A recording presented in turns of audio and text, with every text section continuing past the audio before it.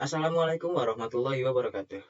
Salam, Om Swastiastu, Namo Buddhaya, Salam Kebajikan. Perkenalkan, nama saya Rizky Akmal, saya berasal dari SMK Taruna Bakti Depok. Pada kesempatan kali ini saya akan mempresentasikan tentang aturan berlalu lintas.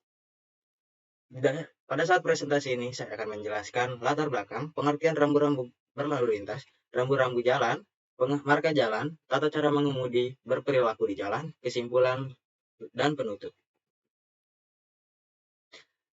Berkendara di jalan raya sudah menjadi aktivitas keseharian yang tak dapat terhindarkan. Namun alih-alih menjadi sarana efektif dan efisien untuk berpindah tempat, terkadang kita dihadapkan dengan permasalahan berupa berlalu lintas panjang yang memakan waktu banyak dan tenaga.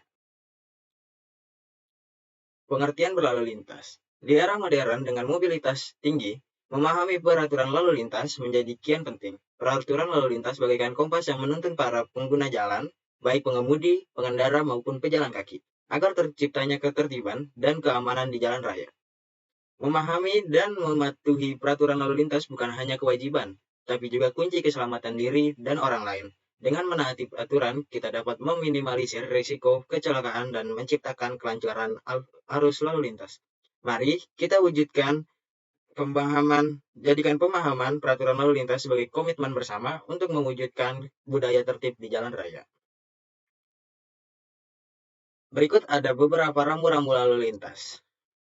Yang pertama ada rambu peringatan. Rambu peringatan adalah salah satu jenis rambu lalu lintas yang berfungsi untuk memberikan peringatan kepada pengguna jalan tentang kemungkinan adanya bahaya atau kondisi jalan yang memerlukan perhatian khusus di depan.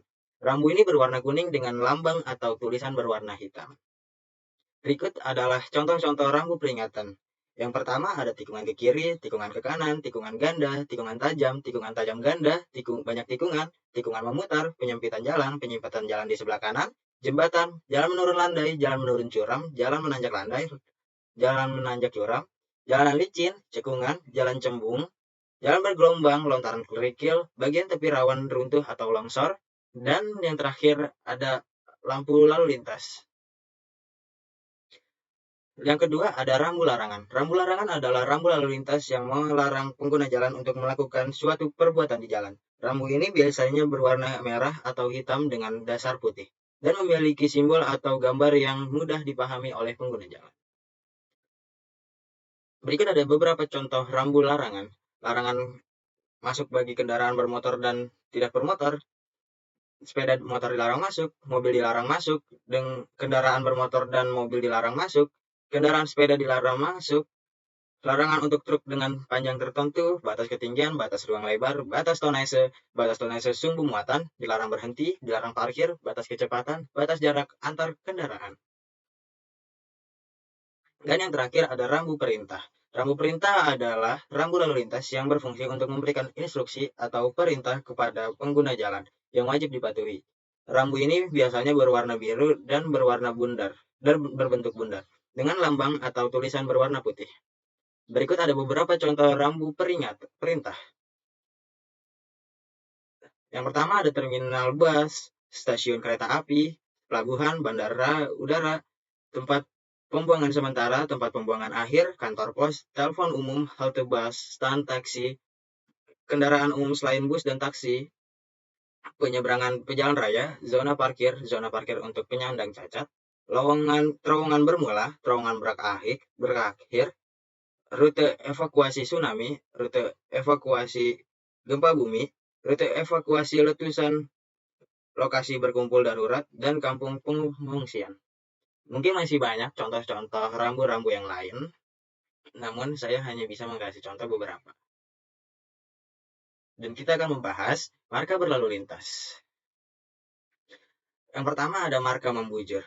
Digunakan untuk memisahkan lajur kendaraan yang berlawan arah. Pengendara tidak boleh melewati marka ini kecuali pada tempat-tempat yang diizinkan.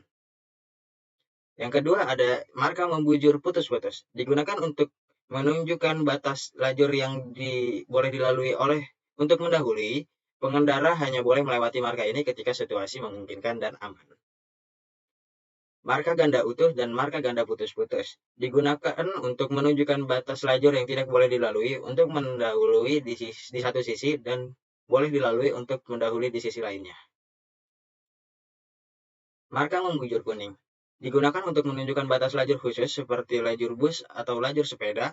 Pengendara kendaraan lain tidak boleh memasuki lajur ini. Lalu ada garis zebra cross. Digunakan untuk menunjukkan tempat penyeberangan jalan kaki bagi pengguna jalan kaki. Pengendara harus berhenti ketika ada pejalan kaki yang ingin menyeberang. Lalu, saya akan membahas peraturan tentang tata cara mengemudi dan berperilaku di jalan raya. Peraturan berlalu lintas. Peraturan berlalu lintas merupakan aturan yang wajib dipatuhi oleh semua pengguna jalan, baik pengemudi, pengendara, maupun pejalan kaki. Tujuannya adalah untuk menciptakan ketertiban, kelancaran, dan keamanan di jalan raya.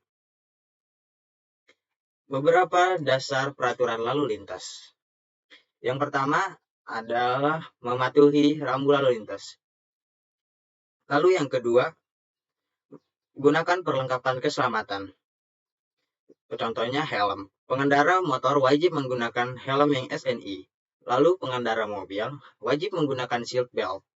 Pengemudi dan penumpang mobil wajib menggunakan sabuk pengaman.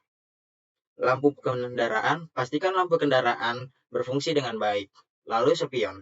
Gunakan spion untuk melihat kondisi sekitar kendaraan. Lalu patuhi batas kecepatan. Rambu batas kecepatan yang tertera di jalan sesuaikan dengan kecepatan dengan kondisi jalan dan cuaca. Hindari mengemudi atau mengendarai dengan ugal-ugalan. Berkendara dengan penuh konsentrasi.